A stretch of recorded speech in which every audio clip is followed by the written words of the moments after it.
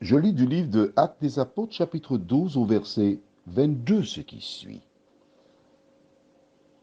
Le peuple s'écria: Voix de Dieu et non d'un homme, voix de Dieu et non d'un homme, voix de Dieu et non d'un homme. Prions.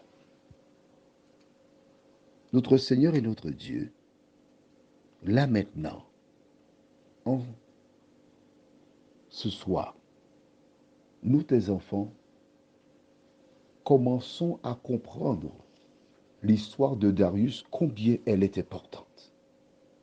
Merci Seigneur, parce que nous réalisons comment l'ennemi a toujours cherché à détourner le regard de tes enfants. Il a toujours cherché à envoyer ceux-ci vers des hommes pour les adorer. Éternel, merci pour ta parole. Alors que nous allons prendre le temps d'analyser ce verset, permets que chacun fasse l'analyse de ses attitudes. Que ton esprit nous dirige et nous éclaire, nous t'en prions, au nom de Jésus et pour ta gloire éternelle. Amen. As-tu vu avec moi comment l'histoire de Darius est bien amenée? Que la pratique est quelque chose qui a été expérimenté, mis en place par l'ennemi de nos âmes? C'est lui qui inspira ces hommes à adorer Darius pendant 30 jours, à réclamer au peuple. Et nous avons vu qu'il régnait sur une bonne partie du monde. Et toutes ces personnes devaient, pendant un mois, le prier, lui. Que pouvait faire Darius? C'est un homme mortel. Certes, il a des talents, mais que peut-il faire en dehors de gérer ce que Dieu lui permet de gérer? Des siècles plus tard, nous voici avec Hérode, un homme mortel, un homme qui a reçu la gloire, l'honneur des humains. Essaie d'imaginer cet homme dans ses habits somptueux, entouré de ses gardes du corps, de ses soldats, haranguant la foule, en faisant quoi? En se glorifiant.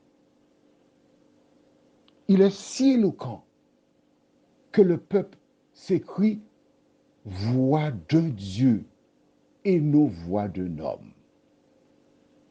Ces personnes lui attribuent la gloire, l'honneur qui ne sont réservés qu'à Dieu. Toutes les fois qu'une personne cherche à s'approprier ce qui est à Dieu, elle fait quoi? Prends ta Bible avec moi au livre d'Ésaïe chapitre 14. C'est un rappel. Un rappel. Ésaïe chapitre 14. Et nous allons voir qui cherche à récupérer la gloire de Dieu. Et quand tu auras compris cela, tu sauras qu'à partir d'aujourd'hui, si tu avais oublié qu'il ne faut pas adorer les hommes. Ésaïe chapitre 14. Et je lis à partir du verset 12.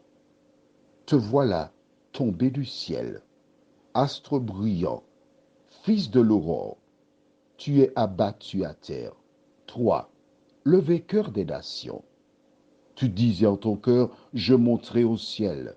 J'élèverai mon trône au-dessus des étoiles de Dieu. Je m'assiérai sur la montagne de l'assemblée, à l'extrémité du septentrion. Je monterai sur le sommet des nues. Je serai semblable au Très-Haut.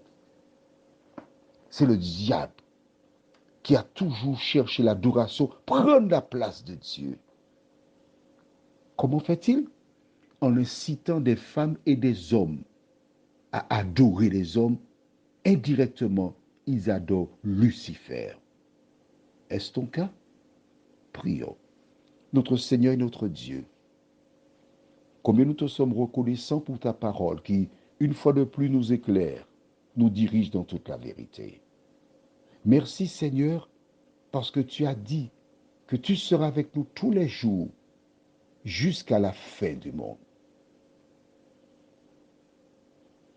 Nous te louerons pour cette promesse, Seigneur. Nous t'exaltons. Nous te rendons grâce et gloire. Que ton esprit conserve ces paroles dans nos cœurs, nous t'en prions. Au nom de Jésus pour ta gloire éternelle. Amen. Je te souhaite une bonne nuit et n'oublie pas, adore l'Éternel.